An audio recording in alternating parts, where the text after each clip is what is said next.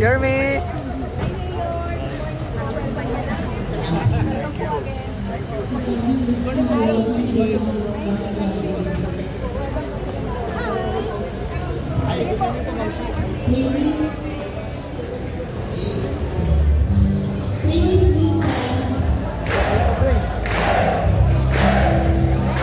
Let's welcome the Manila City Mayor, Honorable Mayor Francisco Escobar Lumagaso, as well as the Vice Mayor of Manila, Honorable Vice Mayor Angelica Lee Chiganesa. Welcome to Hospitalio.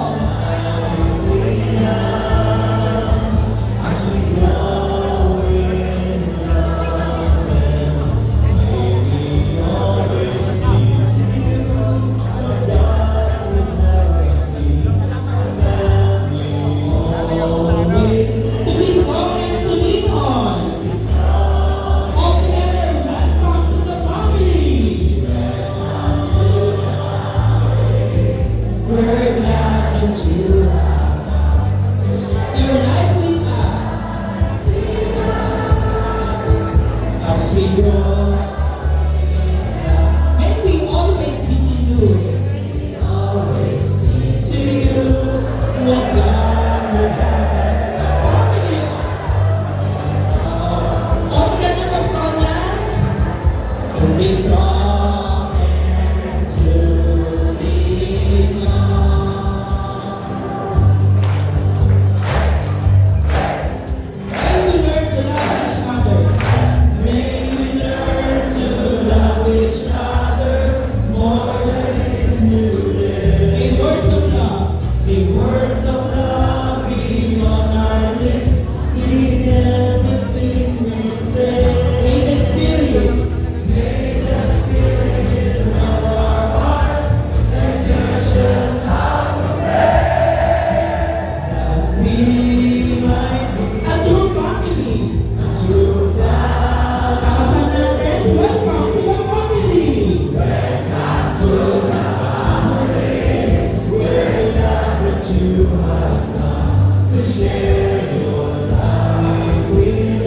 As we grow in love,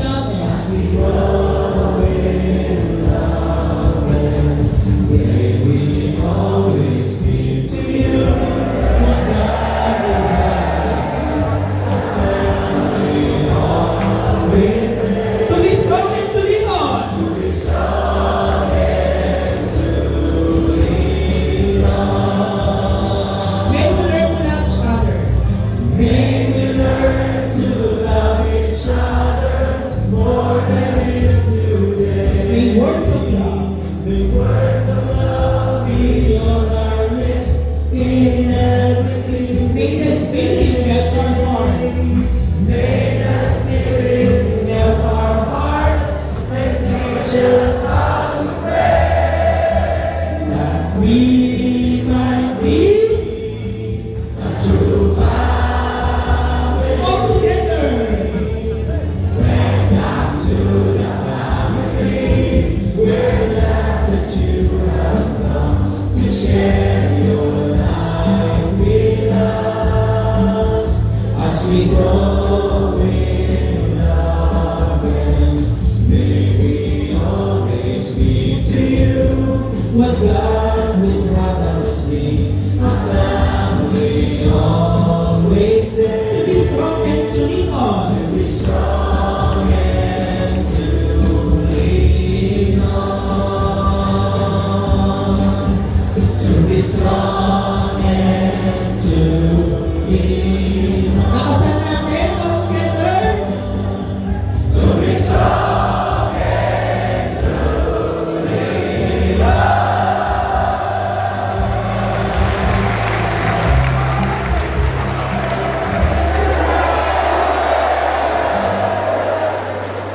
Please be seated. Thank you so much. Custodians, please be quiet. These past few days, and we all the more we appreciate the time they have allotted for us, for you and the families that you represent. The mayor and the Vice Mayor has been here so many times already. But this is really a special moment for two things. Number one, Mayor, Vice Mayor, ito sila, dapat tambay lang yan. Dapat nakatambay. Kaya hindi sa tambay, andito po sila, they have a skill. And because of our special guest today, and all the hard work, we have been certified as an internationally accredited vocational training center. Sa Tondo. Naunahan ka ng Tondo. And of course, we have just begun, and all the more every year we will go on and on. And we thank our local TESDA representatives who has always been supporting us and advising us. We have also our special guest, Father Onofre Inocencio, kilalang nila sa Senado, sa Kongreso, appointed ni BBM sa physical training ng elementary, high school, Tibet, lahat po ng teacher training. But kahit hindi po kayo mayor, even if you were not mayor and even if you were not vice mayor, we still would have invited you. Because more than probably the beautiful things that you say during graduation, it is the life. How you started right down there in Tondo to becoming mayor lang naman na capital ng buong bansang Pilipinas.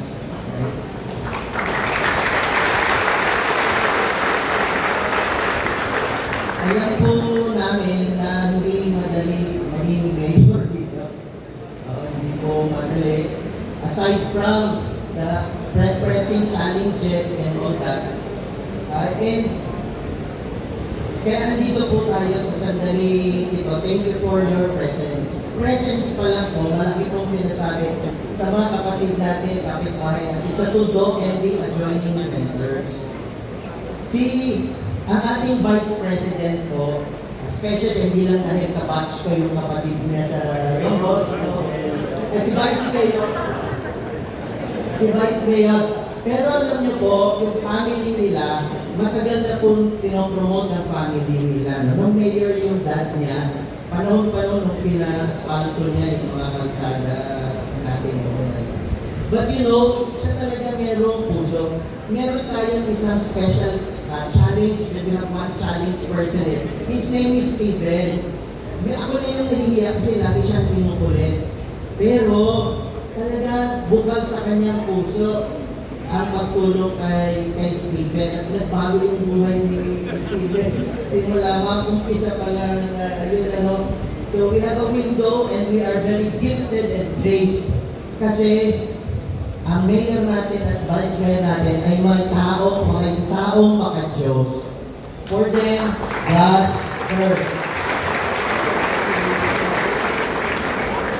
So, and now also yung tumulong sa atin, hirap kami bumangon after the pandemic. And to help us, we organize ourselves. We have, with the help of one Bosco sa Pilipinas po, sila lang in charge of Father Lindo. With the help of Asia Pacific Accreditation, we have charted our roadmap, moving into the challenges of the future, the uncertainties of what lies ahead. And lahat ito, and probably all of us would not be here if it were not for our industry partners, especially po ang ICTSI Foundation po. Lahat po sila ngayon, lahat po sila sponsored ng ICTSI Foundation. Naalala nyo, kapartner din sila ng pandemic, dun sa ngayon.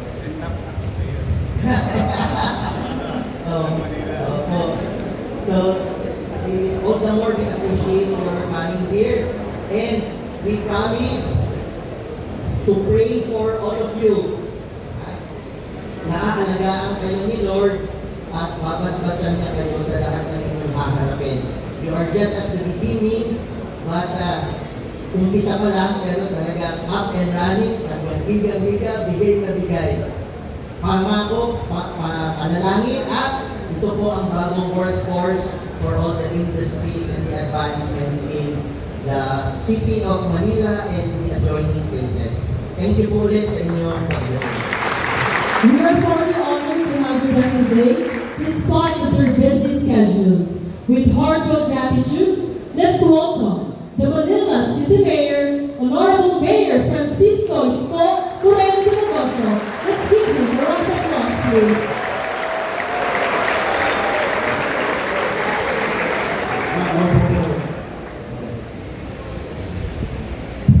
Sa ating pong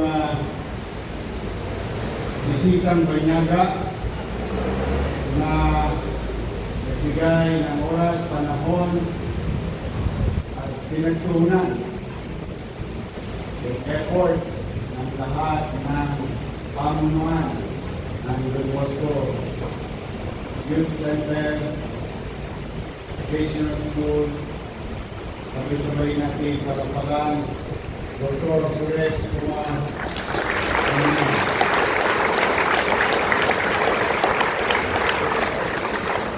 So, Tesla family, thank you very much.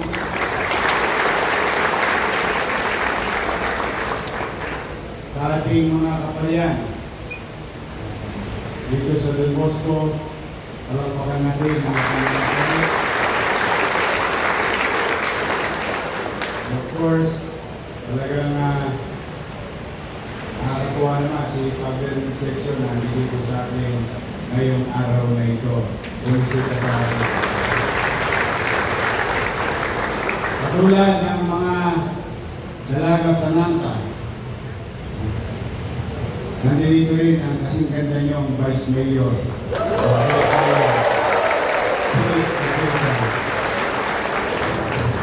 At totoo po, I, for one, is a witness. The good heart of Mr. Enrique Rason, o mas kilala namin on how do we call him in a colloquial manner, relaxed manner. Mas kinikilala namin siya si Igea. Ay talaga po mabuti ang kanyang puso. Sa po ay kung mapapansin ninyo at pagsiyasat ninyo, isa sa 10, it's either 1, 2, 3 na pinakamayaman sa buong Pilipinas. By the billions, not peso, but dollars. But, why did I mention that? Alam nyo, saan lumago ang ICTSI or even Mr. Ricky Rason? Alam nyo saan? Sa Tondo. He was trained, the same thing, the same training na nakuha ninyo.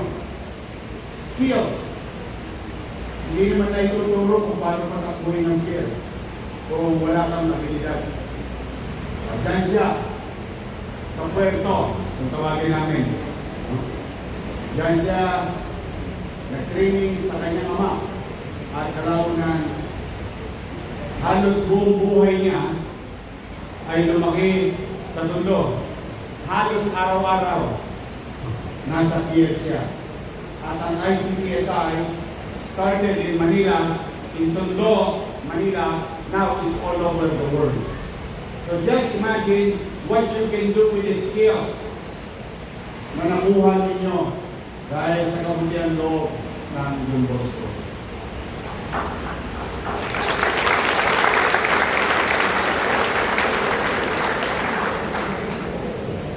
Now, let me tell you a story. Only few knows this. Si Agawad Galang. Yung anak niyan, kaklase ko, no? Si Michael. Tawag namin sa kanila dito, mga batang Don Bosco. Kami yung batang Oriones. Dahil doon pa kami. Noong graduate na kami, sa Tondo, sino ang taga-Tondo High School dito? Mga batang Tondo. Yan. Yun.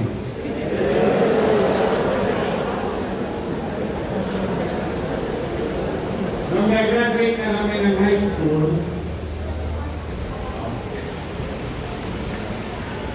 sigurado nang hindi ako makakapagkolehiyo. Tiyak na yun na hindi ako makakapagkolehiyo. Ang pangarap ko, maging kapitan ng barko. That's my dream. Dahil nung dekada 80, dalawa lang naman ang pagpipilian mo. Sa babae, pumunta ka ng Japan, yayaman ka. Sa lalaki, pumunta ka ng Saudi, o magsiman ka. Aangat ng buwan. Kaya makikita ko rito sa Luposco, o doon sa Moriones, hanggang ang dulan, may mga bahay, may angkla sa labas. Kasi siman siya. In fact, isa sa mga batang Luposco, si Jomel Andrada, klase rin namin. Taga dyan na yan. Sa Quezon. I think kapitan na siya ng barko ngayon. Other one, si Francisco Garado. Diyan naman, sa Bliss. No? Ito mga binabanggit ko mga kabataan na kaklase ko, mga batang Luposco yan. Mga taga rito yan. Dinadayo namin, lalala kami ng basketball dyan sa kabila. So, dahil yung story, na hindi na ako makakapagkolehiyo. Hindi ko na makakamit yung pangarap ko. Did you know, at one point in my life, I tried to enter in the same school that you finish your skills today. Nagbalak akong pumasok sa Don Bosco Vocational. Alam niyo ang kurso ng araw? Dalawa lang, automotive at electrical. Dahil gusto ko magawa ng hardware.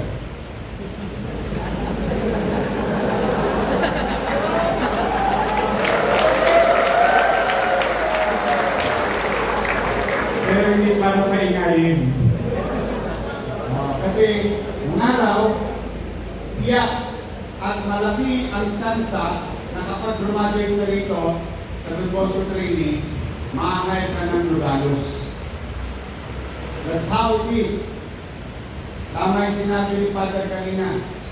Kung hindi ako mag-aral, nandun ako sa rato. Nay, ano ulam? So, yun. But, I anchor on my dream. Instead, yung mga klase ko, na binanggit ko mga kapitan na, o chief engineer na sa barko, no? Sila nakapag-enroll na pag-graduate namin ng 92. June, nag-aaral na sila sa PMI. So malaki nawa yung isang klase ko, si Enrico Torrios. Dito na yun. So what I did, pag-graduate ko ng Abril, hanggang Setyembre ng 1992, lahat ng kinikita ko sa sidecar, pag sa sidecar, piyay-piyay kami ng nanay ko. Kalahati sa kanya, kalahati sa akin. Lahat ng naipon ko, ini-enroll ko ng Oktubre sa PMI. Philippine Maritime Institute sa Santa Cruz. O mas madalit malaman, pamantasang malapit sa ilog. Kasi katabi ng ilog yun. But God intervened. So you'll never know. You'll never know. 1993, January, na-discover ako makapag-artista.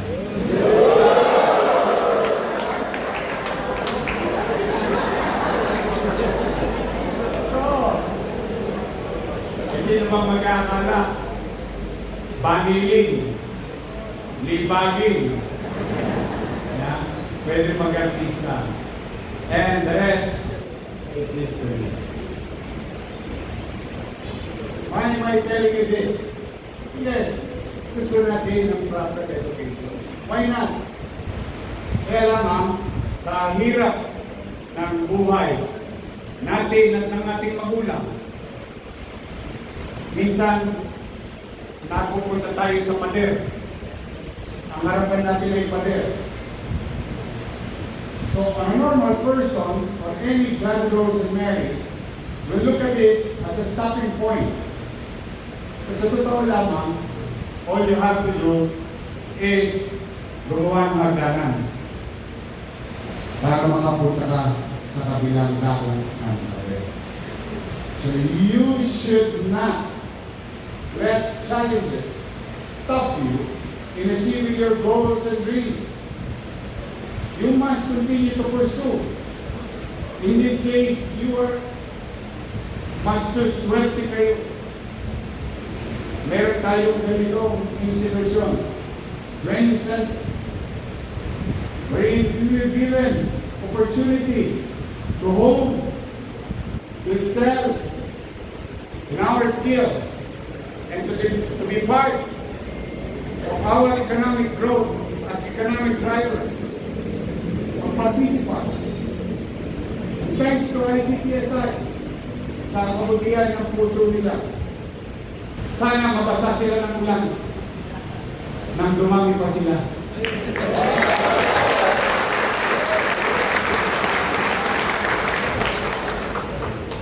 Kaya mga bata, mga kabataan, o mas tawagin ko kayong Batang Don Bosco. Ang tawag din sila gano'n, Batang Don Bosco yun eh. Batang Moriones yan eh. Batang Pao. Alam mo naman ang araw sa mundo, teritoryo, di ba? Kaya pag dito lumayo kami, ang tawag sa amin tayo. But you can call yourself and be proud of yourself of being Batang Don Bosco. Dahil dyan, nabigyan kayo ng pagkakataon. Magkaroon ng pagkakataon muli. Makapaghanap buhay at may kaguyod ng inyong mga sarili. Thanks for the government. TESDA as our partner.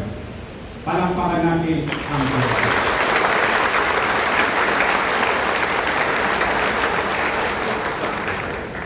Hindi lang kayo pang lugar, pang international pa kayo. Today is the day of the Lord. So muli, I'm proud of you. I'm proud of you because you valued your time. Pinahalaga ninyo yung oras ninyo. Instead na tumambay sa kanto at tanungin ang nanay ninyo. Huwag na muna. Minabuti yung tumumo sa institusyon ito and equip yourself so that you can confront the challenges of our lives, economically speaking. Yun, this is the first step by getting tools and equipment to better yourself. Kaya, pag kayo susuko, matsatsambahan rin sa nakikita ko sa mga pagmumukha nyo ngayon. Marami rin mag-discover ng mag-artista sa inyo. Charot!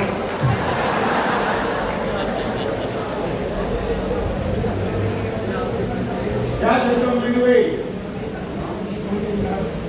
But, you know, sabi ng iba, dasal naman ako ng dasal.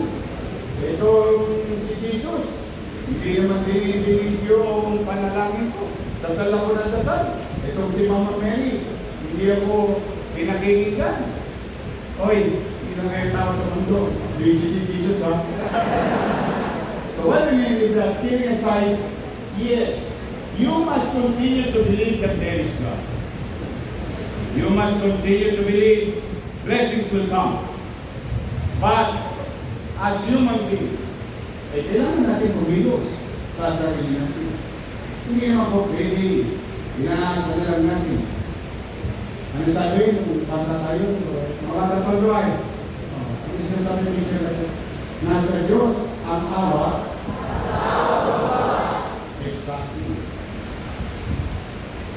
Eh kung yung mga nagsisigasig, nagpupursige, dalangin pa rin ang dalangin sa Diyos.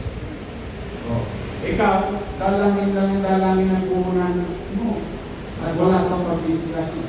Chances are, I'm not saying it's dead end. But chances are, mas nauna yung masigasig na, nagpupursige na, takot pa sa Diyos at naniniwala pa sa Diyos.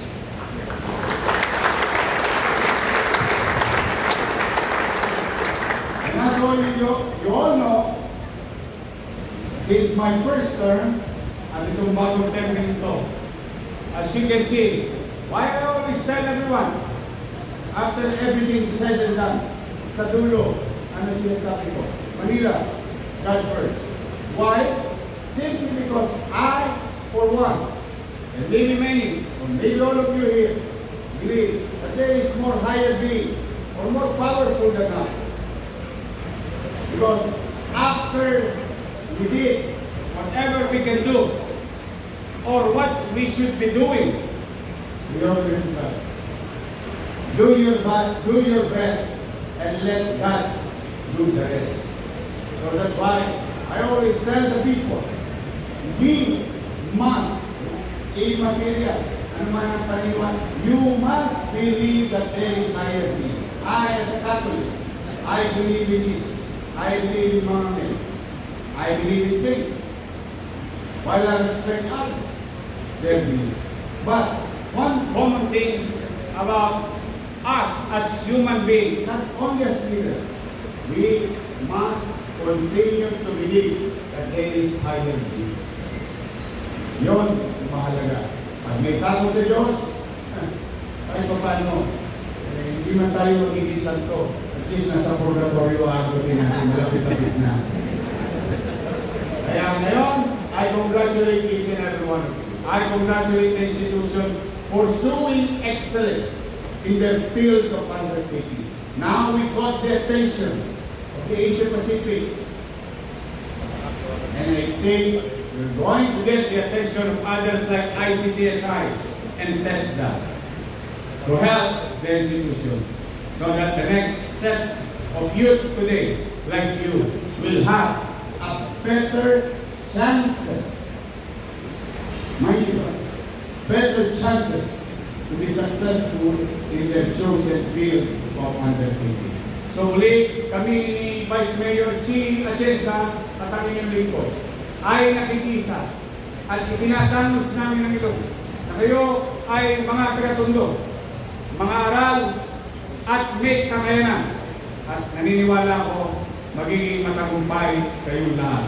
And I wish that God will continue to guide and keep you safe by the time na kayo'y pumalawit na,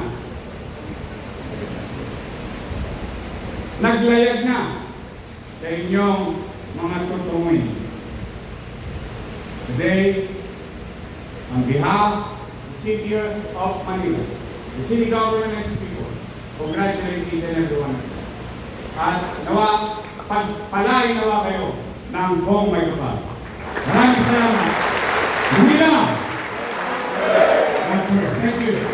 Maraming salamat, Honorable Mayor Francisco Isko Moreno Dumagoso.